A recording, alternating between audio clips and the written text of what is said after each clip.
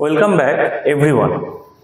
আজকে আমরা geological time scale অর্থাৎ ভূতাত্ত্বিক সময় সারণী, বিশেষ রেফারেন্স সিস্টেম অর্থাৎ জুলজিক্যাল এবং জিওলজিক্যাল, এই দুই এভিডেন্সের উপর বেস করে আমরা জানার চেষ্টা করব। অর্থাৎ উভয় সাবজেক্ট অর্থাৎ জুলজি এবং জিওলজি উভয় সাবজেক্টের স্টুডেন্টদের, বিশেষ করে যারা এনইপি ফার্স্ট সেমিস্টার রয়েছে, তোমাদের জন্য আজকের এই ছোট্ট ভিডিও, অর্থাৎ একটু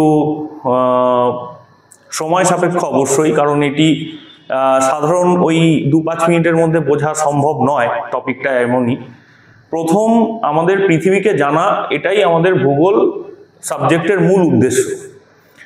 তো পৃথিবীকে জানতে গেলে আমাদের ভূতাত্ত্বিক সময় সারণীকে কিভাবে পড়তে হবে সেই সংক্ষিপ্ত ধারণা সবার আগে একটু জেনে রাখা দরকার। এবং অবশ্যই তোমরা খাতা পেন নিয়ে বসবে, কারণ প্রত্যেকটা পার্ট ভীষণ ইম্পর্টেন্ট। 2 নম্বর, 4 নম্বর, বিশেষ করে 10 নম্বর।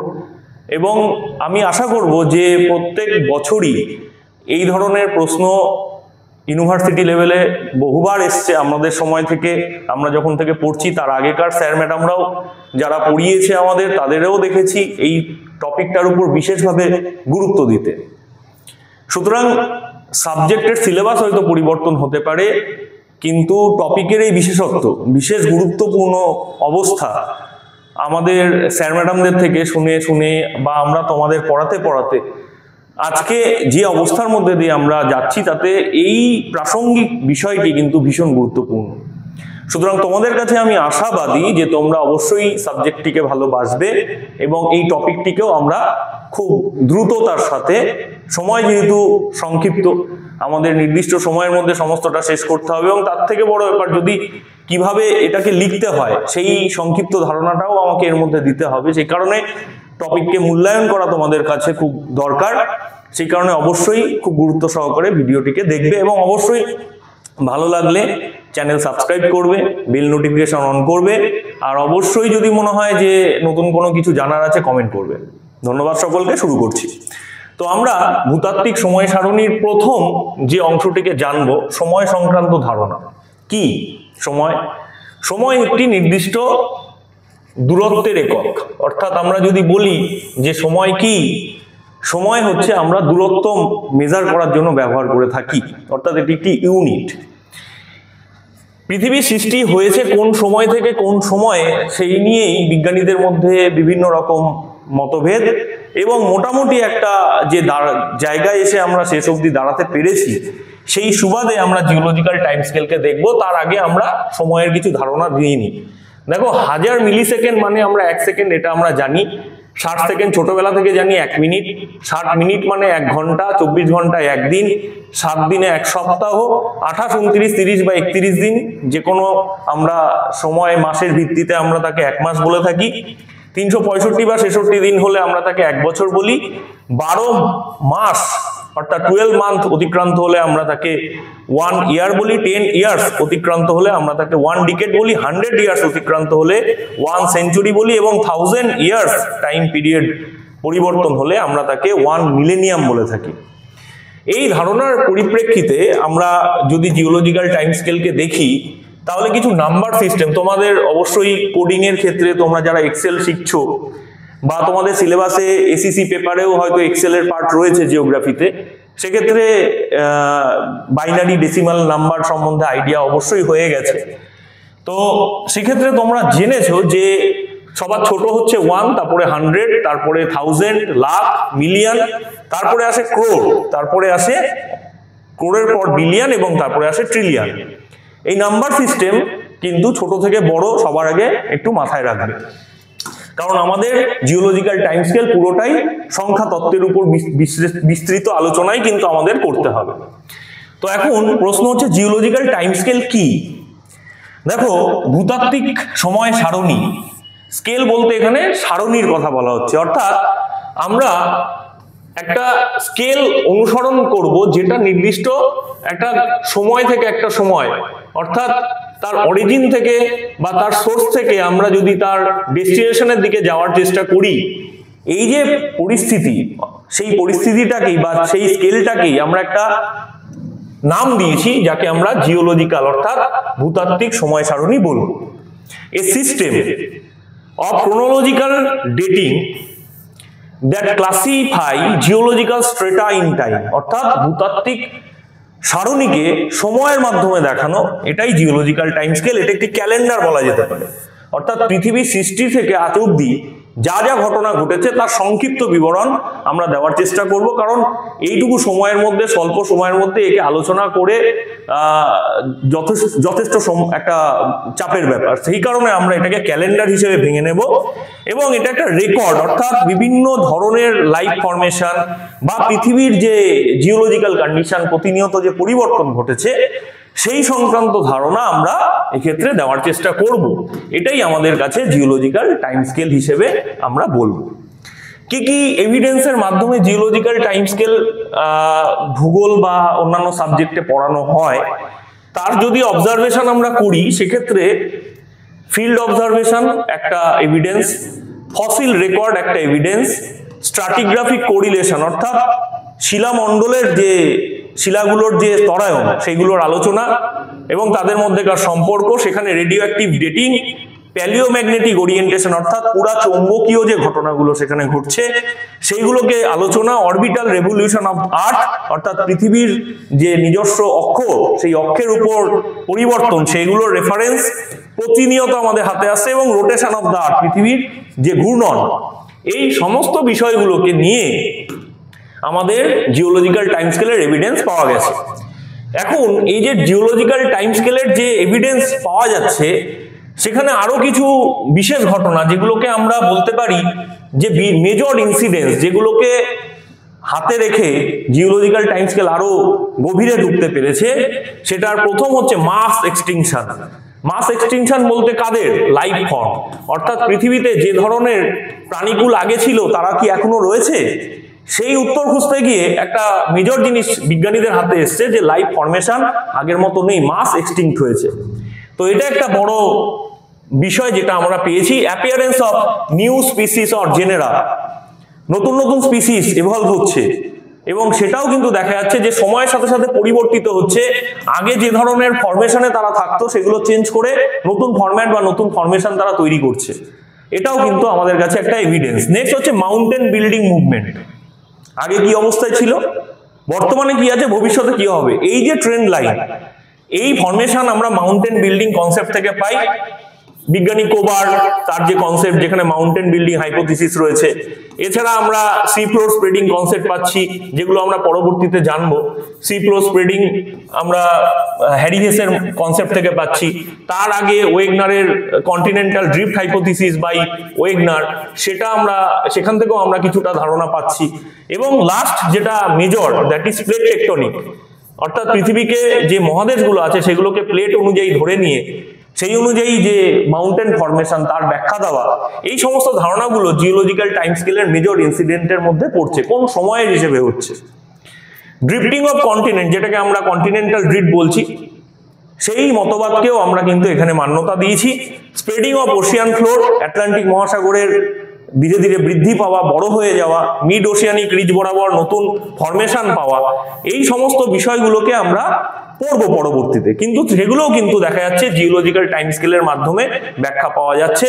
ওয়াইড স্প্রেড গ্ল্যাসিয়েশন, এই যে সারা পৃথিবীতে একটা চিন্তাধারা চলছে যে পৃথিবী জুড়ে একটা বিশাল বড় চিন্তার বিষয় যে ভবিষ্যতে আমরা থাকবো, তো কারণ মাস গ্ল্যাসিয়েশন পৃথিবী জুড়ে ঘটছে এবং সমুদ্রের তল ধীরে ধীরে ধীরে ধীরে বৃদ্ধি পাচ্ছে।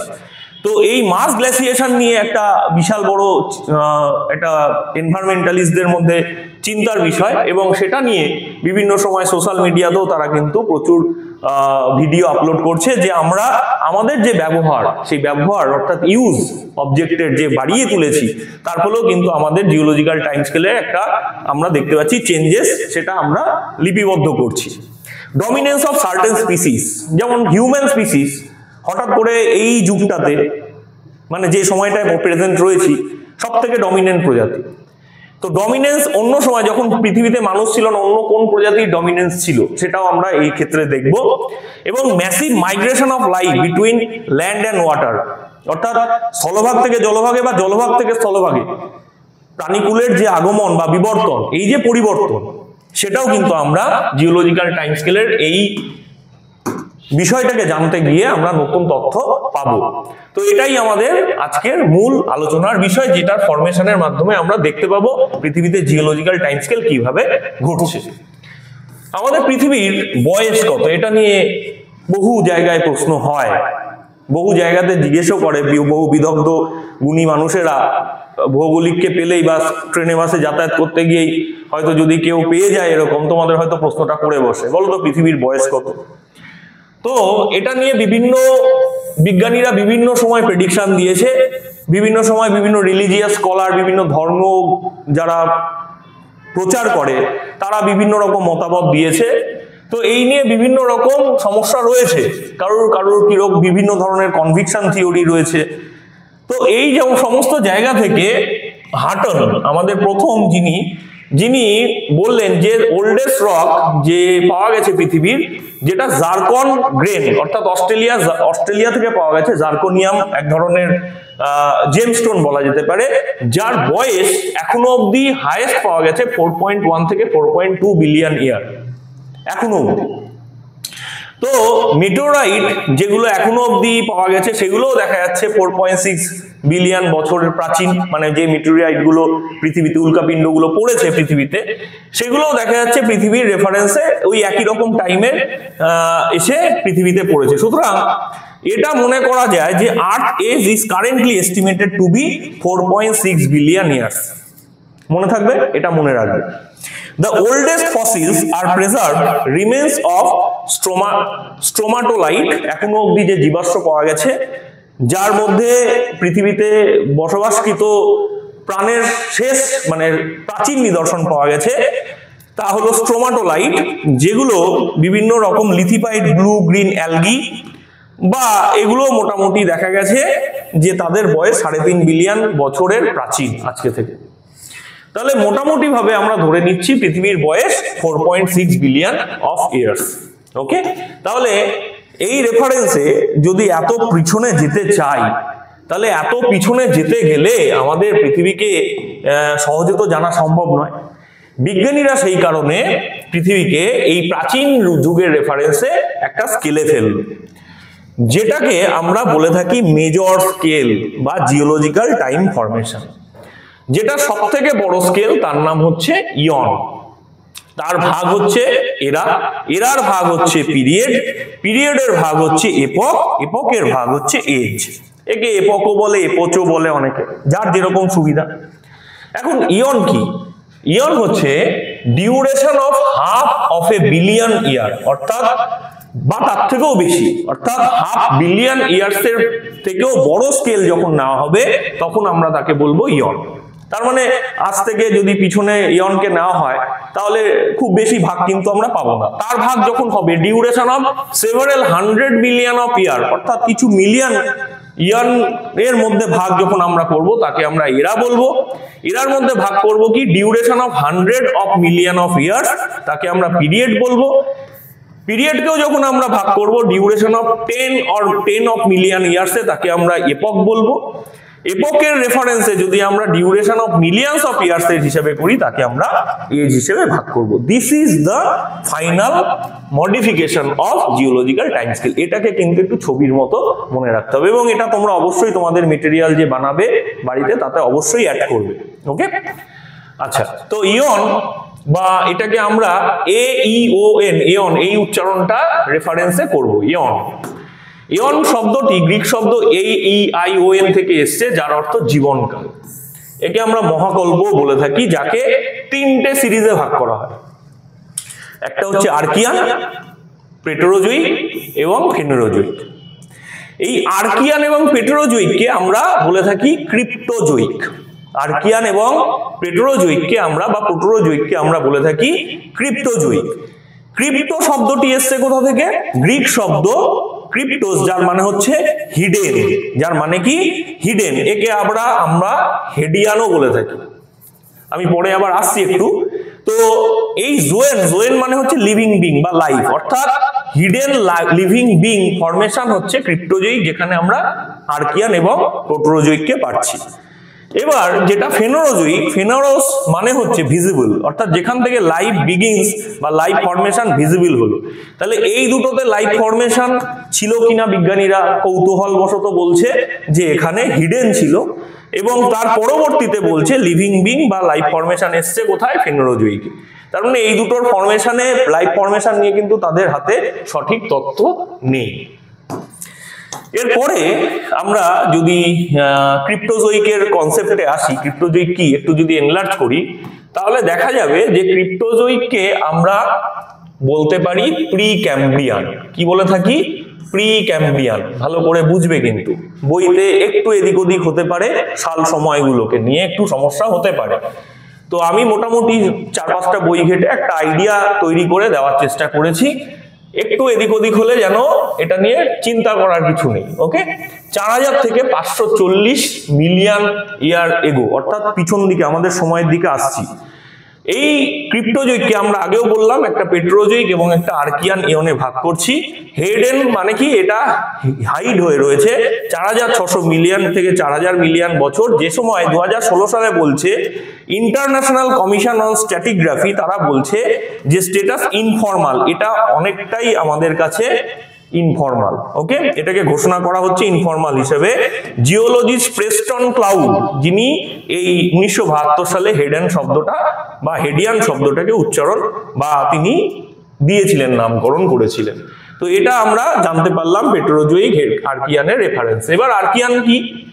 আর্কিয়ান ইয়ন যদি আমরা জানার চেষ্টা করি, একে ওল্ডেস্ট এরা অফ দ্য আর্থ বলা হয়। কারণ কনসেপ্ট রেফারেন্সে কি, এখান থেকে মোটামুটি একটু পৃথিবীকে জানা সম্ভব হচ্ছে। কত সাল পুরনো, কত সময় পুরনো? 4000 মিলিয়ন ইয়ার থেকে 2500 মিলিয়ন ইয়ার এগো। আর্কিয়ান মানে কি? আর্কিয়ান মানে গ্রিক শব্দ আর্খে থেকে এসছে, যার মানে হচ্ছে বিগিনিং অর অরিজিন। বোঝা যাচ্ছে কেন বলা হচ্ছে আর্কিয়ান?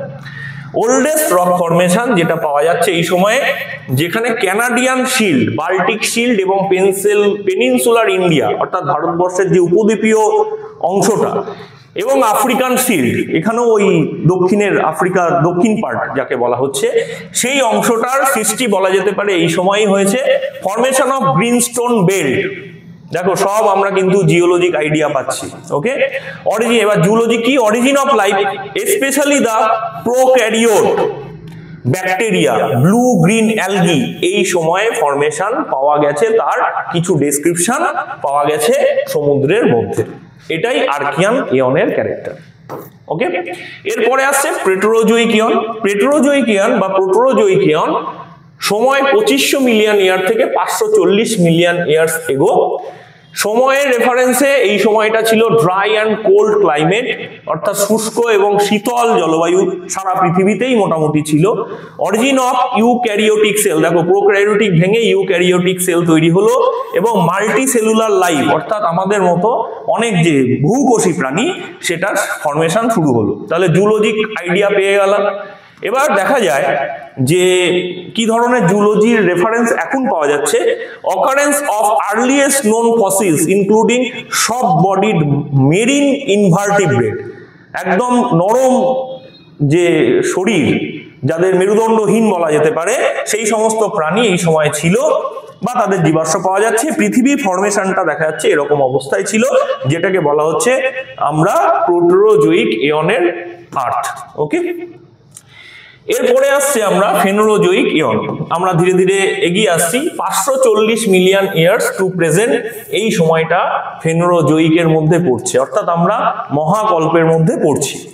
ফেনোরোজয়িক ইয়নের কি কি ভাগ আছে? 3টে এরা রয়েছে। কি কি এরা? একটা হচ্ছে প্যালিওজয়িক, তারপরে আসছে মেসোজয়িক এবং তারপরে আসছে সেনোজয়িক বা কোনোজয়িক। কোনো বইতে কোনোজয়িক থাকতে পারে, কোনো বইতে সেনোজয়িক থাকতে পারে। দেখো, প্যালিওজয়িক হচ্ছে ওল্ডার এবং সেনোজয়িক হচ্ছে ইয়াঙ্গার। এই ফরমেশনটা কিন্তু মনে রাখতে হবে। এবার এই যে প্যালিওজয়িক এরা, যে আমরা এরাতে ঢুকছি, এবার এরার ডেসক্রিপশনে আসছি। প্যালিওজয়িক এরার রেফারেন্সে এটা সময় কত 540 থেকে 245 মিলিয়ন ইয়ার্স এগো, যেখানে আমরা পাচ্ছি ক্যাম্ব্রিয়ান পিরিয়ড। আমি প্রথমেই বলেছি যে একে ভাগ করা হচ্ছে পিরিয়ডে। তারপরে আসছে অর্ডোভিশিয়ান, অর্ডোভিশিয়ানের পরে আসছে আমাদের সিলুরিয়ান, ডেভোনিয়ান, কার্বনিফেরাস এবং পার্মিয়ান। এবার প্রত্যেকটার একটু একটু ক্যারেক্টার আমরা জানবো। দেখো আমাদের প্রথম হচ্ছে কি ক্যাম্ব্রিয়ান পিরিয়ড। তারপরে ক্যাম্ব্রিয়ান যদি 2 নম্বরে আসে, এটা একটা পিরিয়ড, এইভাবে আমাদের মাথায় রাখতে হবে। তো ক্যাম্ব্রিয়ানের রেফারেন্স কি দেখা যাচ্ছে, ক্যাম্ব্রিয়ানের সময় হচ্ছে 540 থেকে 505 মিলিয়ন ইয়ার্স এগো।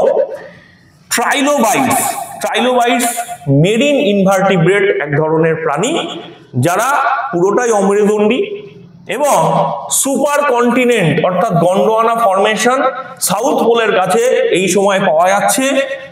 পজিশন প্রেজেন্ট ডে ফ্লোরিডা, আজকের দিনে যেখানে ফ্লোরিডা রয়েছে সেই সমস্ত জায়গাতে মনে করা হয় আমাদের সাউথ পোলের রেফারেন্স এই সুপার কন্টিনেন্ট গন্ডোয়ানা ল্যান্ড হিসেবে আমরা পাচ্ছি। এবার এক্সটেনশন বা এক্সিস্টেন্স অফ প্লান্ট, যে প্লান্ট স্পিসিস আমরা পাচ্ছি সেই অ্যালগি কিন্তু আমরা এখানে পাচ্ছি। অ্যাবসেন্স অফ ল্যান্ড প্লান্ট, অর্থাৎ স্থলভাগের কোনো উদ্ভিদ আমরা কিন্তু এই সময় দেখতে পাচ্ছি না। Just like this world dimension, এটা কিন্তু আমাদের রাখতে হবে ক্যাম্ব্রিয়ানের সময়ের রেফারেন্স। এরপরে আসছে অর্ডোভিশিয়ান পিরিয়ড। এই সময়ের টাইম কাল দেখো, ওইখানে শেষ হচ্ছে এখানে শুরু হচ্ছে। 505 মিলিয়ন ইয়ার্স থেকে 438 million years ago. Age of graptolites, trilobites এর পরে আসছে কে গ্র্যাপ্টোলাইটস। ফার্স্ট ভার্টিব্রেট, এরা প্রথম first vertebrate, originate as jawless fishes, অর্থাৎ কোন রকম চোয়ালহীন সেই ধরনের প্রাণী যাদের একটু মেরুদণ্ড হলো, এদের বলা হচ্ছে graptolite. All plant and animal still restricted to water, সব কিন্তু তখনও জলেই অবস্থান করছে, উদ্ভিদ বা প্রাণী কিন্তু স্থলভাগে নেই। ফার্স্ট ফাঙ্গি অরিজিনেটেড, প্রথম ফাঙ্গাস কিন্তু দেখা গেল এই সময় তৈরি হচ্ছে অর্ডোভিশিয়ানে। 4 মেন কন্টিনেন্ট গন্ডোয়ানা, বাল্টিকা, সাইবেরিয়া এবং লরেশিয়া, এই 4টে কন্টিনেন্টের ডিভিশন কিন্তু আমরা এই সময় পাচ্ছি। দেখো তোমরা এতদিন পেয়েছো গন্ডোয়ানা এবং অঙ্গারাল্যান্ড, তাই না, তো বা লরেশিয়া এই হিসেবে, কিন্তু এই সময় আমরা পাচ্ছি গন্ডোয়ানা, বাল্টিকা, সাইবেরিয়া এবং লরেশিয়া। দেখো 4টে পার্ট আমরা এখানে পেয়ে যাচ্ছি, এই ডায়াগ্রাম কিন্তু দিতে হবে। আচ্ছা, নেক্সট হচ্ছে অর্ডোভিশিয়ানের পরে আসছে সিলুরিয়ান পিরিয়ড। দেখো সিলুরিয়ান ওখানে শেষ হচ্ছে যেখানে অর্ডোভিশিয়ান, তারপরেই শুরু হচ্ছে সিলুরিয়ান। 438 মিলিয়ন ইয়ার্স থেকে 408 মিলিয়ন ইয়ার্স। কি রেফারেন্স না ফার্স্ট ল্যান্ড, কোনো ক্যারেক্টার চেঞ্জ হচ্ছে, যুগের চেঞ্জ হয়ে যাচ্ছে। First land plant appear and land animal follow, অর্থাৎ প্রথম প্লান্ট উদ্ভিদ স্থলভাগে আসা শুরু করলো এবং তার সাথে সাথে উদ্ভিদের সাথে সাথে প্রাণীও কিন্তু স্থলভাগে আসতে শুরু করলো। কত সময় 438 মিলিয়ন ইয়ার্স থেকে 408 মিলিয়নের সময়, যেখানে সিলুরিয়ান, তাহলে সিলুরিয়ান বলা যেতে পারে স্থলভাগে উদ্ভিদ প্রাণীর প্রথম সূচনা। লরেশিয়া কোলাইড উইথ বাল্টিকা, লরেশিয়া এবং বাল্টিকা একসাথে বাড়ি খেলো এবং লেপোটাস সি তৈরি করলো। Dominance of sea lily, eurypterid and land scorpion, স্থলভাগের যে কাঁকড়া সেগুলো তৈরি হলো, সেগুলো কিন্তু জায়ান্ট কাঁকড়া ছিল। Origin of the earliest vascular plant on earth, পৃথিবীতে ভাস্কুলার প্লান্ট স্পিসিস, কলা, কোষ, এগুলো প্লান্টের মধ্যে ধীরে ধীরে বাড়তে শুরু করলো। ডেভোনিয়ান 408 মিলিয়ন থেকে 360 মিলিয়ন ইয়ার্স এর দিকে এগোচ্ছে, মানে আমরা আমাদের দিকে আসছি রিসেন্ট এজের দিকে। Extension of primitive vascular plant happened, অর্থাৎ প্রাচীন যে ভাস্কুলার যে কোষীয় প্লান্ট স্পিসিস গুলো সেগুলো এক্সটেন্সড হলো। Origin of modern vascular plant with true leaf, root and stem, এগুলো দেখা যেতে শুরু করলো। ভায়োলেন্ট ভলকানিক ইরাপশন, পৃথিবী জুড়ে ব্যাপক ভয়ঙ্কর ভলকানিক ইরাপশন, ক্রাস্টাল মুভমেন্ট, এগুলো সব ফরমেশন শুরু করলো। এজ অফ দ্য ফিশ, এই সময়টাকেই বলা হয় age of fish. Devonian period মানেই হচ্ছে age of fish. Pre Pangaea formation আমরা দেখতে পাচ্ছি, এই সময়কেই আমরা প্রি প্যানজিয়া ফরমেশন বলতে পারি ডেভোনিয়ান সময়কে। এরপরে আসছে কার্বনিফেরাস পিরিয়ড। কার্বনিফেরাসের নাম তোমরা সকলেই জানো, এই সময় কার্বন সারা পৃথিবী জুড়ে জমা হয়েছিল, যার ফলে আমরা কয়লা পাচ্ছি। 360 মিলিয়ন থেকে 286 million years ago. First reptile laid eggs with shell of this period, প্রথম রেপটাইল যারা, অর্থাৎ যারা সরীসৃপ তারা এই সময় ডিম পাড়া শুরু করলো। Highest ever atmospheric oxygen level seen on earth, এই সময় পৃথিবীতে ভয়ঙ্কর রকমের অক্সিজেনের সন্ধান পাওয়া গেল, মানে পৃথিবীর বায়ুমণ্ডল প্রচন্ড ভারী, এটা প্রমাণ করছে। It is known for this coral deposit, প্রচন্ড পরিমাণে কোল ডিপোজিটস আমরা দেখতে পাচ্ছি। ফার্স্ট ল্যান্ড ভার্টিব্রেট, অর্থাৎ প্রথম আমরা স্থলভাগে মেরুদণ্ডী প্রাণীদের কিন্তু এই কার্বনিফেরাসের সময় দেখতে পাচ্ছি। এরপরে আসছে পার্মিয়ান পিরিয়ড, যেটা লাস্ট করলো 286 মিলিয়ন ইয়ার্স থেকে 245 মিলিয়ন ইয়ার্স এগো টাইমে। Wide spread aridity one side and glaciation at the other side, আমরা দেখতে পাচ্ছি শুষ্ক এবং একদিকে শুষ্কতা আরেকদিকে প্রচুর পরিমাণে বরফাবৃত্তি হয়ে যাচ্ছে পৃথিবী এই সময়। এক্সটিংশন অফ প্যালিওজোইক প্লান্ট, যেগুলো প্রাচীন সময়ের প্ল্যান্ট এক্সটিংক্ট হচ্ছে, ইনভার্টিব্রেট সমস্ত কিছু 251 মিলিয়ন ইয়ার এগোতে এক্সটিংশন হতে যাচ্ছে। প্যানজিয়া ফরমেশন শুরু হয়ে গেল এবং রেপটাইল স্প্রেড অ্যাক্রস কন্টিনেন্ট, সারা কন্টিনেন্ট প্যানজিয়া জুড়ে কিন্তু প্রচুর পরিমাণ রেপটাইল তারা কিন্তু বসতি বিন্যাস শুরু করলো।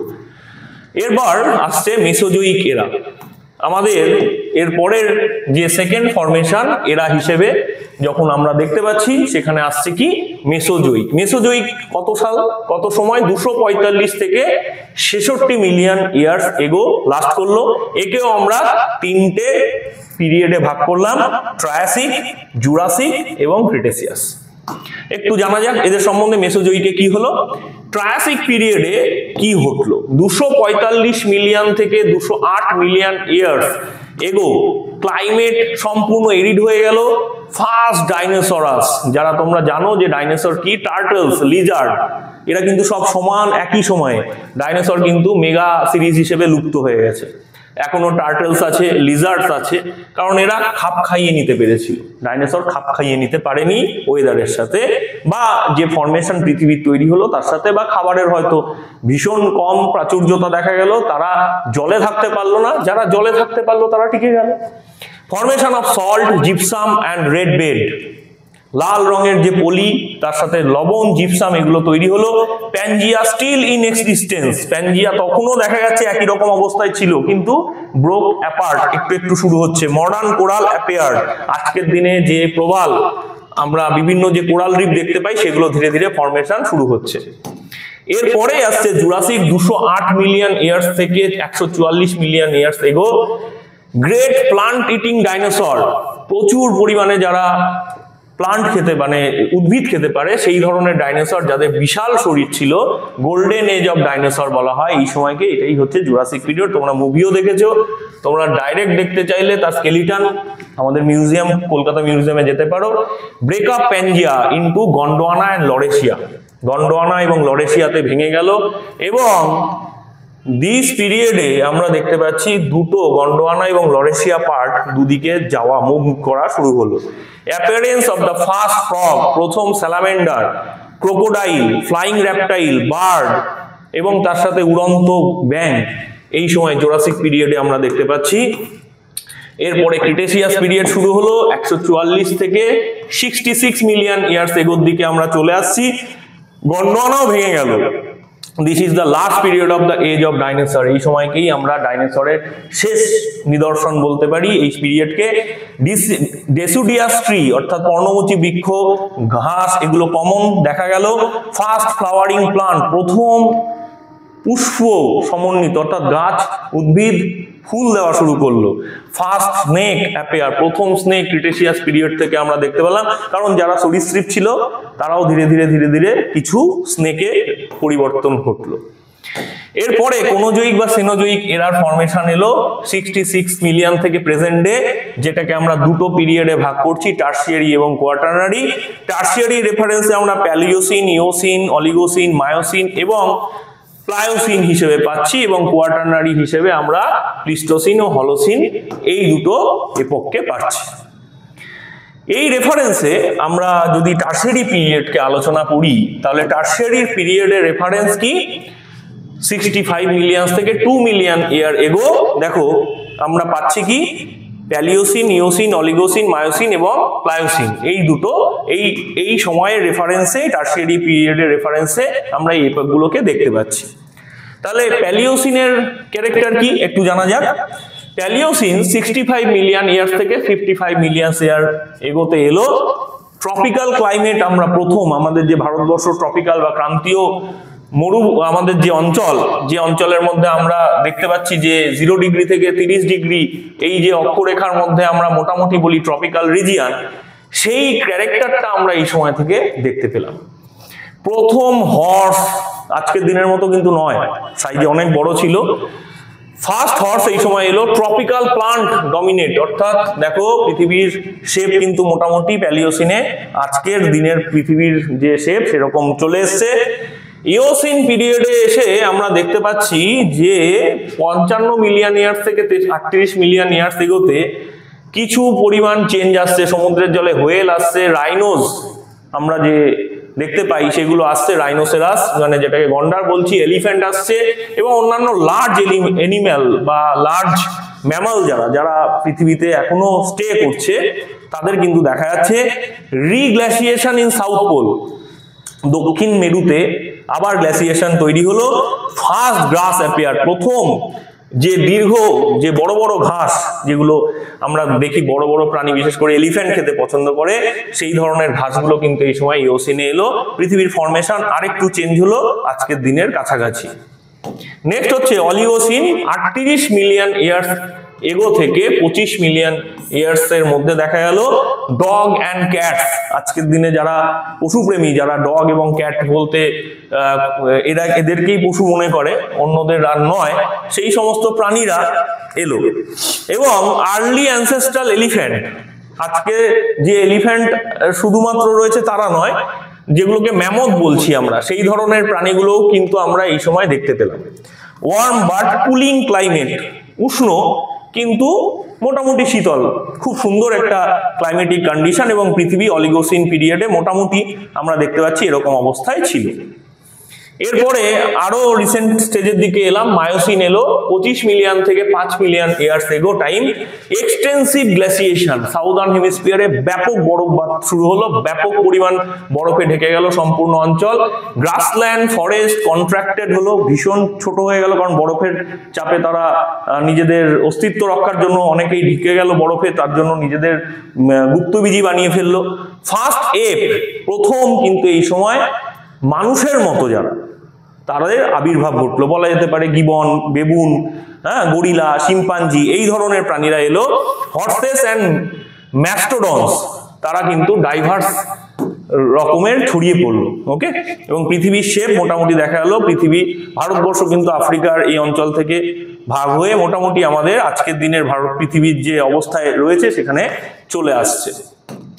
এরপরে আসছে প্লায়োসিন, দেখা যাচ্ছে 5 মিলিয়ন ইয়ার্স থেকে 2 মিলিয়ন ইয়ার এগো এই সময়ের মধ্যে first known appearance of hominidae, human like primate, যারা মোটামুটি পায়ে ভর দিয়ে উপরে উঠে মেরুদণ্ডের উপর দুপায়ে গমন করতে পারছে, তারা তৈরি হচ্ছে। কুল অ্যান্ড ড্রাই ক্লাইমেট শুরু হচ্ছে। গ্র্যান্ড ক্যানিয়ন ফরমেশন তৈরি হলো প্লিওসিনে।